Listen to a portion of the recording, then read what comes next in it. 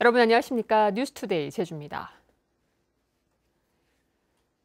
내년부터 농약 잔류 허용 기준이 대폭 강화되고 농작물마다 등록된 농약만을 사용해야 하는데요. 농민들의 의견을 듣기 위한 토론회가 마련됐는데 현실을 외면한 제도라는 불만이 쏟아졌습니다. 이소현 기자입니다. 당근 파종을 준비 중인 고용원 씨. 내년에 시행될 PLS 제도 때문에 당근을 재배해야 할지 아직도 고민입니다. 당근에 허용된 살충제가 고가인 데다 약효도 떨어져 당근의 상품성을 담보하기 어렵기 때문입니다. 아파치로는 군뱅이를 못 잡습니다. 그리고 비용만 비싸고 농민들은 현장에서는 진짜 갑갑하고 답답하죠. 식품의약품안전처는 내년부터 작물에 따라 등록된 농약만을 사용하고 잔류 농약 검출 기준을 대폭 강화하는 농약 허용물질 목록 관리 제도인 PLS를 시행할 계획입니다. 문제는 제주의 경우 47개 작물에 1,600여 개 농약이 아직 등록되지 않았다는 것. 토양에 남은 잔류 농약에 대한 대책도 마련되지 않았습니다. 농민들은 제도 마련이 미흡하다며 시행 시기를 늦춰야 한다고 주장했습니다. 다른 작목의 성분이 들어가기 때문에 또한 농산물이 불합격되는 그런 경우가 있기 때문에 이것 또한 문제라고 생각을 합니다. 정부는 제주산 월동작물에 사용하는 농약을 최대한 올 안에 등록하겠다고 밝혔지만 설익은 제도라는 비판은 피해가지 못했습니다. 단속을 하는 데 있어서 유의제출을 통해서 농민들이 준비할 수 있는 준비를 할 수 있게끔 준비해 주는 것, 그것이 정부가 해야 될 거라고 생각이 되어지는데요. 지자체나 지역 농민과 충분한 소통 없이 마련된 제도를 섣불리 시행하려고 하면서 농민들의 불안은 커져가고 있습니다. MBC 뉴스 이소연입니다. 섬 속의 섬 우도에 렌터카 반입이 제한된 지 1년 가까이 됐습니다. 제주도가 반입 제한을 1년 더 연장할지 여부를 놓고 우도에서 주민공청회를 열었는데 역시나 주민들의 의견이 엇갈렸습니다. 오승철 기자가 보도합니다. 중앙선이 없는 좁은 길이 버스와 트럭, 승용차로 가득 찼습니다. 크기도 속도도 제각각인 탈 것들이 뒤엉켜 그야말로 아수라장입니다. 우도의 관문인 천진항 앞 도로. 전기 스쿠터만 무리지어 지날 뿐 렌터카를 보긴 쉽지 않습니다. 그 자리를 전기버스가 대신하고 있습니다. 우도의 외부 렌터카 운행이 제한되면서 달라진 상황입니다. 지난해 8월 이후 10달 동안 제주연구원이 조사한 결과 렌터카 반입량은 4만 7천 대로 1년 전 14만 5천 대에 비해 70% 가까이 줄었습니다. 같은 기간 우도를 찾은 관광객은 17.2% 감소했지만 교통 개선 효과가 크다고 제주연구원은 설명했습니다. 시행 전에는 렌터카 중심이었던 그런 교통 패턴이 정책 시행 이후에는 버스, 3륜, 2륜차 중심으로 변화했다라는 게 저희 조사 결과 나타났고요. 우도면 사무소에서 열린 공청회에서 주민들 간의 의견이 엇갈렸습니다. 관광객이 줄면서 식당이나 펜션을 비롯한 지역 상권이 큰 타격을 입고 있다며 상인들을 중심으로 반대 목소리가 컸습니다. 운행 제한해서 1년 동안요, 효과는 아주 미비한데 우도 경제는 아예 파탄났습니다. 상가나 숙박업은 전년도 대비 매출이 전부 다 감소됐고요. 반면 교통체증과 사고 위험이 낮아진 만큼 몇 년 더 시행하며 보완해야 한다는 신중론도 나왔습니다. 주민들이 생각하는 교통행정을 가져서 한번 우도에 접목시켜서 한번 해보면 어떤 결과가 나올지, 그리고 1, 2차로 끝날 게 아니라 3차까지 해서. 제주도는 공청회에서 나온 의견들을 반영해 렌터카 운행 제한 연장 여부를 이번 주 안에 결정할 계획입니다. MBC 뉴스 오승철입니다. 산정호수의 빼어난 경관으로 유명한 살아오름의 생성 기원을 밝히기 위한 조사가 시작됐습니다. 살아오름 분화구의 퇴적층을 시추해 생성 시기와 식생 등을 확인할 예정입니다. 김항섭 기자입니다. 해발 1,338m의 살아오름. 한라산 깊숙이 자리한 살아오름 분화구에 물이 가득 차면서 신비로운 풍광을 자아냅니다. 살아오름 산정호수의 생성 비밀을 밝혀내기 위한 조사가 시작됐습니다. 시추 장비로 분화구 바닥을 최고 10m 깊이로 뚫어 수만 년 동안 쌓였던 퇴적층을 채취합니다. 퇴적물 연대를 측정하고 생물 흔적 등을 분석해 오름의 생성 시기와 기후, 식생 등을 확인하기 위해서입니다. 살아오름 퇴적물 속에 기록되어 있는 화산재라든가 과거 화산 쇄설물을 연구함으로써 이 살아오름 주위에서 과거의 화산 활동을 저희들이 연구할 수 있는 귀한 재료를 얻는 것이 목적이 되겠습니다. 이번 조사는 2016년부터 시작된 한라산 기초학술 조사의 일환. 한라산 백록담 퇴적층 조사로 백록담이 최소 19,000년 전에 생성된 것을 확인했고, 지난해는 물장오리 퇴적층을 시추해 8,000년 전에 생성된 사실을 확인하기도 했습니다.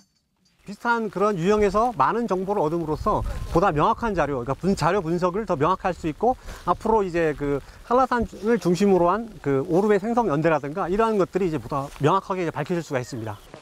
세계유산본부는 백록담과 물장오리에 이어 오는 11월 살아오름의 퇴적물 연구 결과가 나오면 한라산 천연보호구역의 지형 침식과 변형의 근본적 원인을 파악해 장기적인 보존 방안을 수립할 계획입니다. MBC 뉴스 김항섭입니다.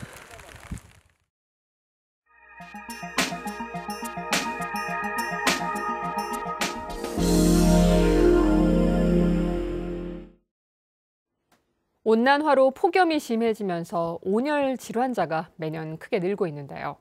특히 농작업을 해야 하고 고령화가 빠르게 진행된 농촌에서 그 위험이 더 커지고 있어 관리 대책이 필요합니다.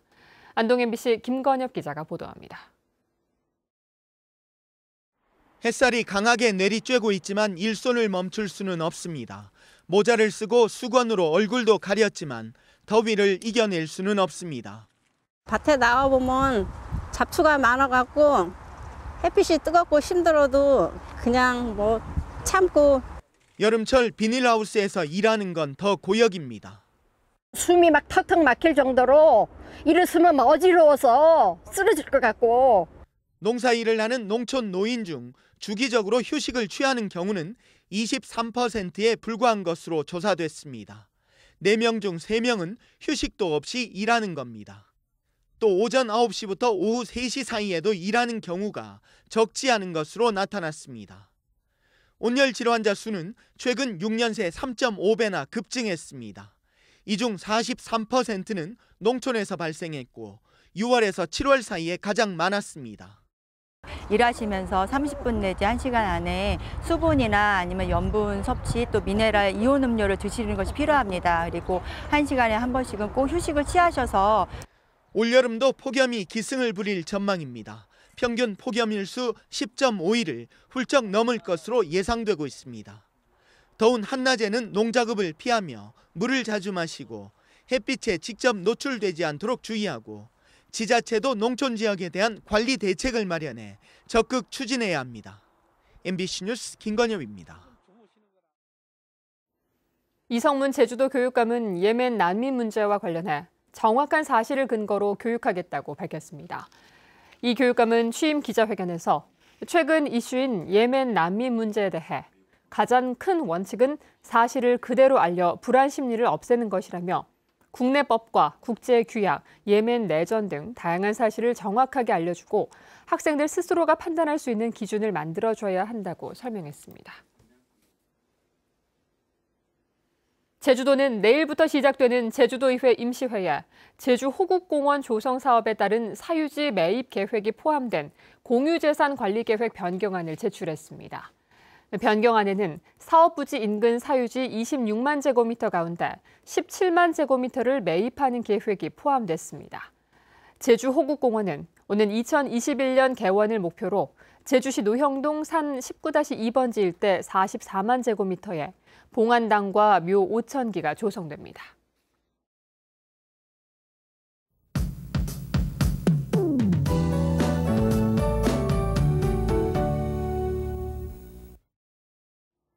네, 현재 제주도는 대체로 맑은 날씨를 보이고 있습니다. 하지만 남부와 산지에는 구름이 많고 안개가 껴있어서 가시거리가 짧기 때문에 교통안전에 주의하셔야겠고요. 산지에는 이슬비가 오다가 낮부터는 차차 그칠 것으로 전망됩니다. 당분간 기온은 평년보다 높아 더워지겠는데요. 오늘 아침 기온 25도로 어제보다 4도가량 높게 출발하고 있고요. 낮 기온은 31도로 예상됩니다. 다음은 자세한 지역별 날씨입니다. 오늘 아침 북부 지역 맑은 가운데 현재 기온 애월과 제주가 25도, 조천 24도로 출발하고 있습니다. 서부 지역 오늘 아침 기온 어제보다 3도에서 4도가량 높게 나타나고 있고요. 남부 지역의 낮 기온은 안덕이 27도, 서귀포와 남원이 28도로 어제와 비슷하겠습니다. 동부 지역의 아침 기온 24도 내외로 출발해서 낮 기온 28도까지 오르겠습니다. 산간 지역에는 이슬비가 내리는 가운데 기온은 윗세오름 16도, 성판악 20도 보이고 있습니다. 도서 지역 오늘 아침 기온 추자도가 21도, 그 밖의 지역 24도 내외로 어제보다 2에서 3도가량 높은 기온 보이고 있습니다. 8호 태풍 마리아의 간접 영향으로 제주도 남쪽 해상에는 풍랑특보가 발효 중이고요. 바람이 매우 강하게 불고 물결도 높게 일겠습니다. 제주도 앞바다에도 오늘 낮에 풍랑특보가 발효될 가능성이 높겠으니 앞으로 발표되는 기상정보 잘 참고하셔야겠습니다. 오늘 아침 제주공항에는 윈드시어특보가, 대구공항에는 운고특보가 발효 중입니다. 주간 날씨입니다. 오늘 낮부터 낮 기온이 30도 이상으로 올라 폭염 관심 지역으로 예상되는 곳이 있겠고요. 내일은 폭염 관심 지역이 더 확대될 가능성이 있으니까요. 건강관리에 각별히 신경 써주셔야겠습니다. 기상정보였습니다.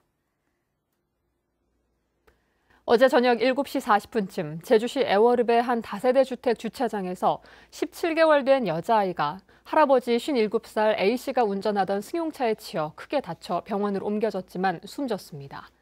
경찰은 A씨가 주차를 하던 중 손녀를 발견하지 못한 것으로 보고 정확한 사고 원인을 조사하고 있습니다. 어제 낮 12시 40분쯤 제주시 조천읍 신촌리 앞 해상에서 물질하던 80살 고모 할머니가 의식을 잃고 물 위에 떠 있는 것을 동료 해녀가 발견해 119 구조대에 의해 병원으로 옮겨졌지만 숨졌습니다. 해경은 동료 해녀들을 상대로 정확한 사고 경위를 조사하고 있습니다. 제주지방법원 신재환 판사는 교도소 안에서 서열을 정리한다며 싸움을 붙인 혐의로 기소된 42살 문모 씨 등 2명에게 각각 징역 8월과 6월을, 싸움을 한 35살 현모 씨 등 2명에게 벌금 500만 원을 선고했습니다. 문 씨 등 2명은 지난해 10월 제주교도소 수용 거실에서 서열 정리를 하라며 현 씨 등 2명에게 싸움을 시켜 부상을 입힌 혐의로 재판에 넘겨졌습니다. 도내 공사장에서 화재 발생이 증가했습니다.